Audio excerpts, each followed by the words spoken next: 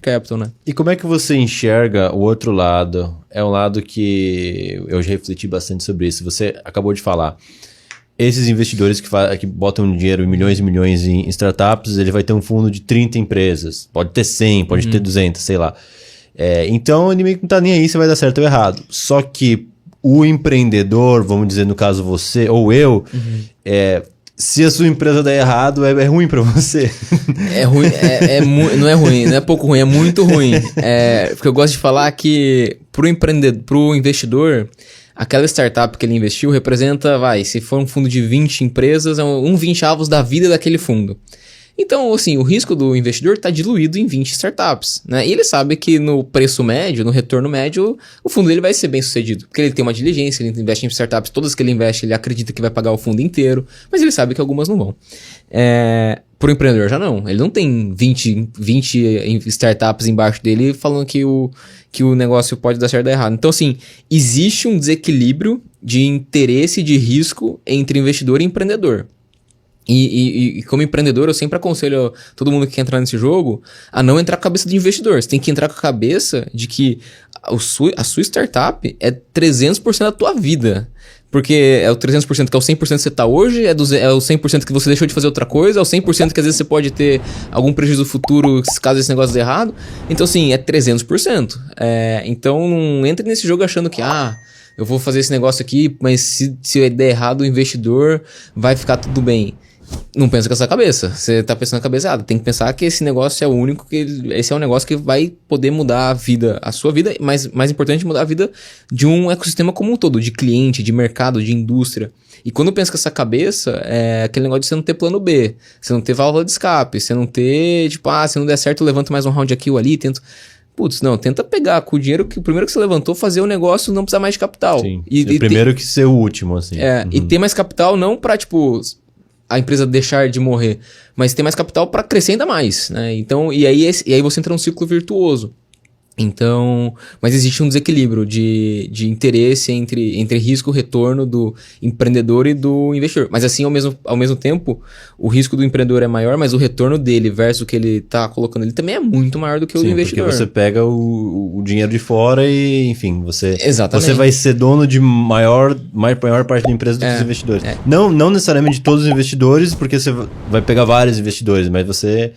usa o seu esforço ali para entrar. O seu esforço para entrar. Então, e ao longo dessa trajetória você pode, de alguma maneira, e aconselho a tentar diluir esse risco, essa participação, né? Então, no começo, a empresa...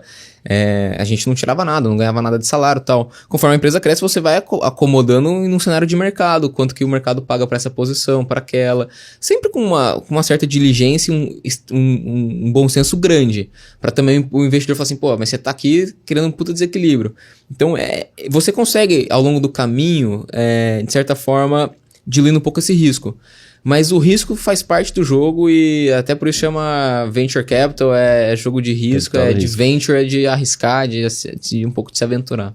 E eu queria entender, assim, seguir a sua trajetória, porque eu vou ter outras perguntas lá na frente dessas rodadas maiores e tal, mas eu acho que é legal a gente mostrar. Você levantou 1 milhão, aí você... Depois disso, alguns meses, você percebeu que tinha essa galera do marketing digital, que era 10% dos clientes, só que era eles que estavam gerando faturamento para você. Você pode explicar por que era eles que estavam? Porque eles gastavam mais? Como é que você gera excelente pergunta. Então, assim, a turma pergunta, mas como que a conta simples ganha dinheiro sendo que você não cobra tarifa, não cobra taxa de manutenção? E todo banco digital, no começo, eles ganham dinheiro com o que a gente chama do interchange. O interchange nada mais é do que a taxa que você recebe quando um cliente usa o cartão, né? Então, aquela taxa da maquininha, os 2%, 3% da maquininha que todo mundo fala, a gente às vezes acaba entendendo que os 3% vai só para a maquininha, né? Muito pelo contrário, aqueles 3% é dividido em 3 players, né? A maquininha em si, a bandeira, que nesse caso a conta simples é a Visa, e o banco emissor.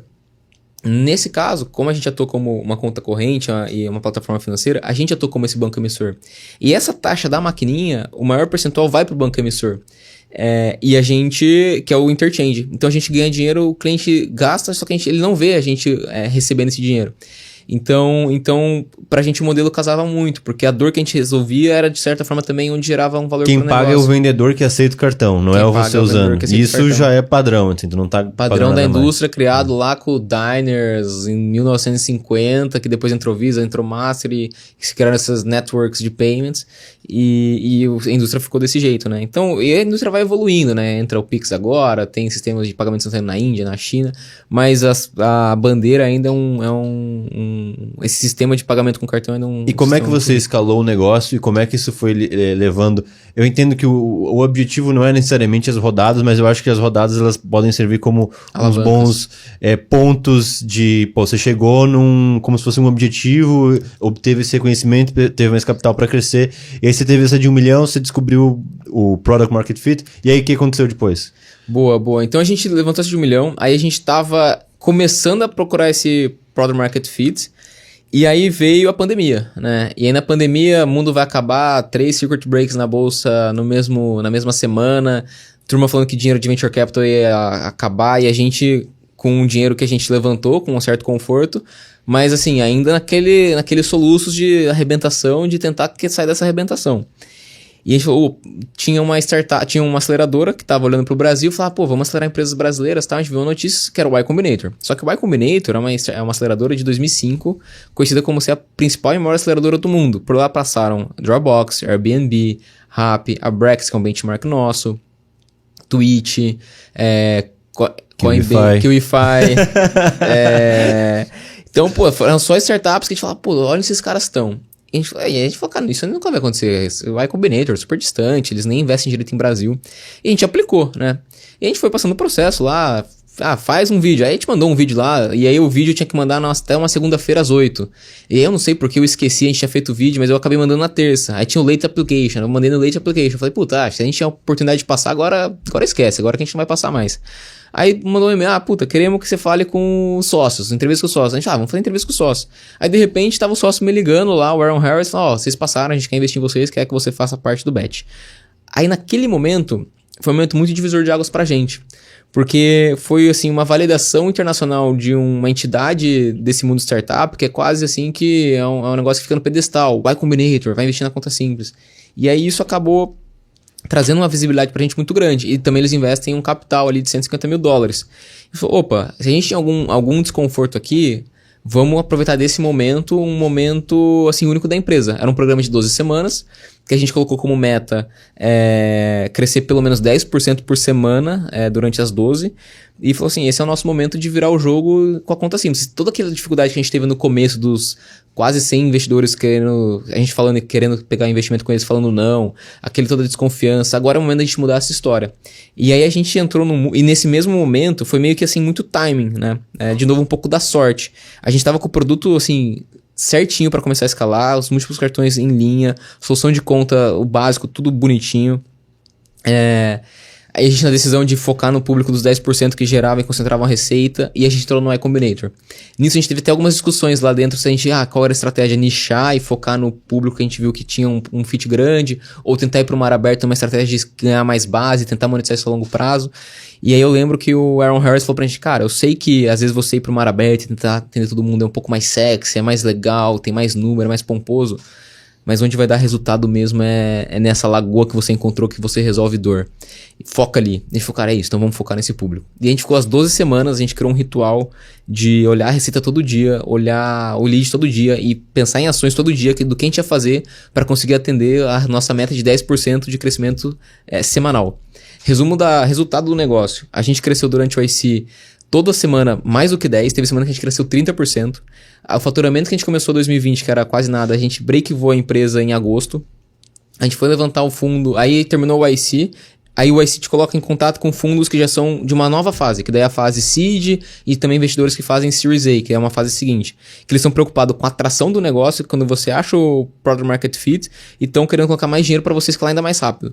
E aí a gente estava com um negócio com uma curva de crescimento assim, maravilhosa, breakivado, selo do Y Combinator. Break-even para as pessoas é quando você chega no ponto de equilíbrio, que não tá dando mais prejuízo. Que não tá dando mais prejuízo, né? Então assim, a gente conseguiu achar esse caminho, então a gente não precisava mais de dinheiro de venture capital, só que aí aquele negócio, o mercado é tão grande que você tá atuando, você tem tanto potencial, que se você quiser crescer usando só o lucro que você tem, você às vezes vai ficar pelo caminho porque pode ter que ter algum competidor que seja disposto a queimar muito mais caixa do que você para conseguir atender e entrar no seu mercado mais rápido. Então, assim, atrair dinheiro de venture capital também é uma vantagem competitiva que você tem que a gente fala de poder de investimento para não deixar que um competidor outsmart o seu posicionamento. Sim. E a gente falou, então se a gente tem esse potencial, vamos levantar. E aí a gente fez uma rodada, falou, vamos levantar então uma rodada seed, que daí eram $2 milhões que a gente colocou como meta, e começou a ir atrás de investidor. Aí acabamos que a gente, o Demo Day foi em agosto de 2020, fizemos todo o processo, já tinha relacionamento com alguns investidores durante o processo do Y Combinator. Ali em setembro a gente estava fechando $2,5 milhões, acabou que teve um overbooking na rodada, ficou oversubscribed, né, que a gente fala, e aí a gente levantou $2,5 milhões naquele momento, 14 milhões. E aí naquele momento foi um puta ponto de virada da empresa, porque ali a gente de fato tinha um capital que a gente podia pensar num horizonte de 24 meses, sem ficar se preocupando com aqueles soluços daquela arrebentação e focar só no crescimento. E aí a gente continuou crescendo, terminamos 2020 lucrativo, gerando caixa, que é uma coisa super incomum para fintech, ainda mais nessa fase. E aí, mais investidor querendo colocar dinheiro, de repente vem o Y Combinator falando, cara, queremos colocar mais $2,5 milhões a 5 vezes o valuation do seu seed. A gente olhou para aquele negócio, cara, é uma diluição muito baixa para ter um cheque tão grande. Aí dobramos o seed, e aí, de repente, a gente estava já num patamar de empresa bem